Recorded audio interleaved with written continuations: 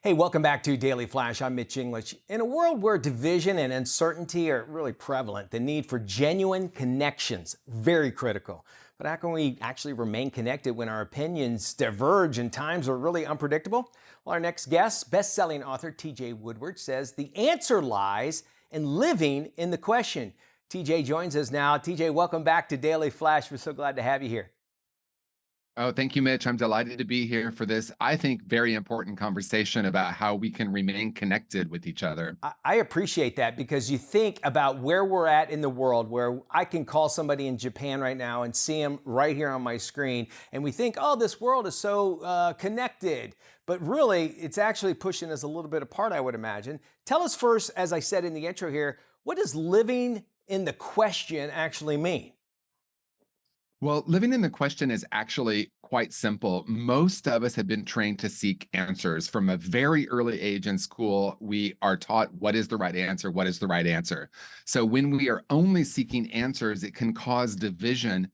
Asking ourselves open-ended questions actually open us up to curiosity and can actually create greater connection, even if we're talking with someone who we have divergent opinions with. Okay. As you were saying that, I was thinking of some social media sites where one in particular where you usually follow people on this social media site that believe the same way that you do. And with that, it seems like, are you really learning anything if you're hearing the same thing over and over? We see news networks now that kind of go to the right, go to the left. How important is it for us, because you kind of alluded to that, how important is it for us to see all sides and still remain true to our values and that sort of thing? Well, we have been taught that we are in a polarized country or a polarized world. I actually think we've been conditioned to have polarized thinking, the idea of us and them and good and bad and right and wrong. And as you said, now with the advent of social media, it seems like more and more we're trying to find a group of like-minded people. Yeah. Another way of saying that is let me just find a bunch of people who agree with me. And while there's nothing inherently wrong with that, as you alluded to as well, that doesn't really create a broader connection with people who have different opinions, and also doesn't it open us up to seeing the world in a different and unique way? I love that. I mean, that's poetic almost. And you also talk about in your book about the need to be right. Kind of like, well, I live most of my life that way. Like I always had to be right. But that's a trap. Explain why. Well, as I said, we get conditioned from a very early age to always be right or to look for the right answer, but we know that can create division or separation.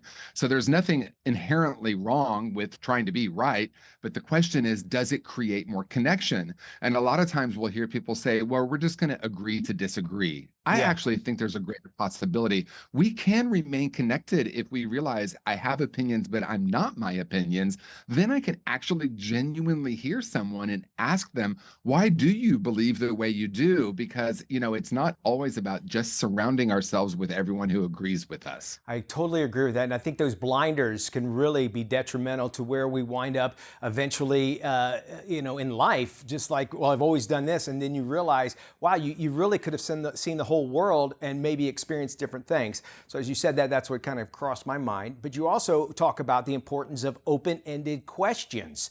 Why are they so important to be open-ended instead of maybe a direct answer?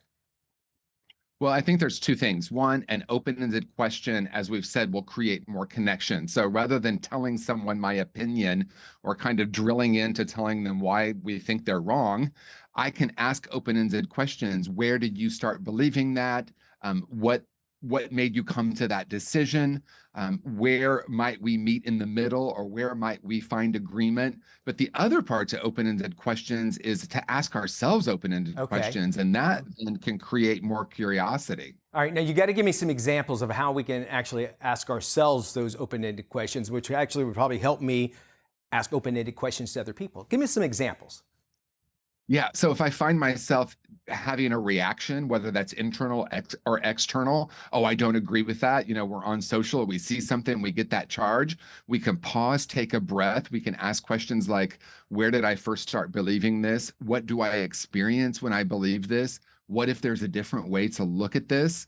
Some of my favorite open-ended questions are, how does it get even better than this? Oh, And yeah. what else is possible? Those questions will open us up to start seeing things in a unique way. I appreciate that because it says, a lot of times when you kind of reach a goal, you're at a point, you're like, all right, I've done it. But if I'm able to open up my mind to say, well, where else can we go beyond that? It actually will keep me chasing the carrot for knowledge. And then I look back in the wake of me, I've actually learned that many things. Let's say we're on a place where maybe it seems like family is really where we see a lot of issues because we are a little bit more honest and more of ourselves around our family.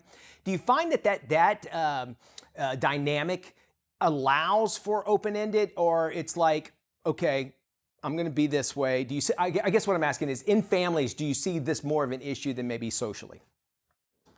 Yeah, I think with families, we can say our families push our buttons because they installed them, right? We have a lot of history, but we can actually pause and ask ourselves, am I willing to connect with this person, this family member, even though we have this long history of disagreement? If I can pause, feel what I'm feeling rather than reacting, because I think the greatest freedom we'll ever experience is freedom from the reactive impulse. Take a breath, then ask an open-ended question or two. I think it's a great experiment, so I invite people to try it.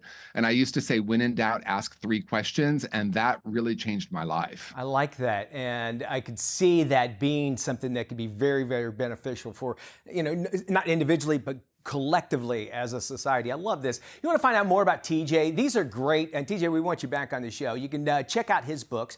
Go to tjwoodward.com, or you can go to wholehearted.org. We'll have links on our website as well. You can go to dailyflashshow.com. Stick around. We got a whole lot more of today's trends in tomorrow's talk. And by the way, when you go to our website, anything you see on the show, you'll be able to see there. dailyflashshow.com. We got more coming up right after this. Don't go anywhere.